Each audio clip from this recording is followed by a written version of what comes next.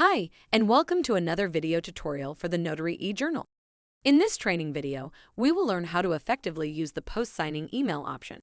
This feature allows the signer to enter their email address and receive an informational email telling them about their session with you. Please reach out to our support staff if you have any questions after watching. This exciting feature is meant to benefit you and the signer in two main ways. First, it makes it easy for the signer to locate information about the documents that were just notarized. This can help them in a variety of ways, including estate planning purposes down the road, or complying with subpoena requests. As a notary, you should always be prepared to provide copies of your notary journal entries upon request and under the right legal circumstances, and this makes it easier than ever. Second, it creates an opportunity for you to brand yourself as a notary and establish future business prospects. You have the option to customize the signature line and contact information contained in the email they receive, making it easy for them to reach out to you for future services. Let's take a closer look at how this all works. The post-signing email is completely optional and should be left up to the decision of the signer.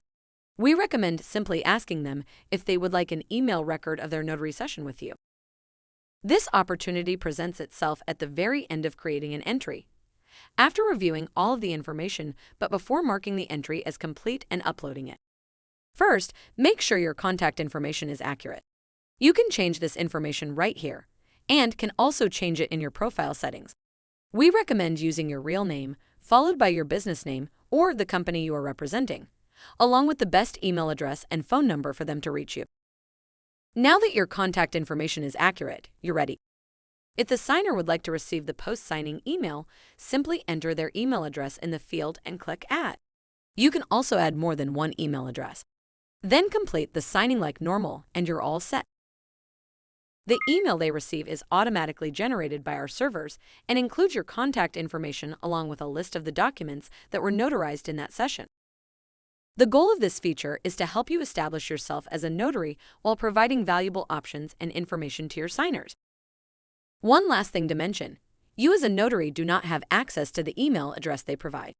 This is intentional and is meant to prevent spamming or any unwanted email solicitation.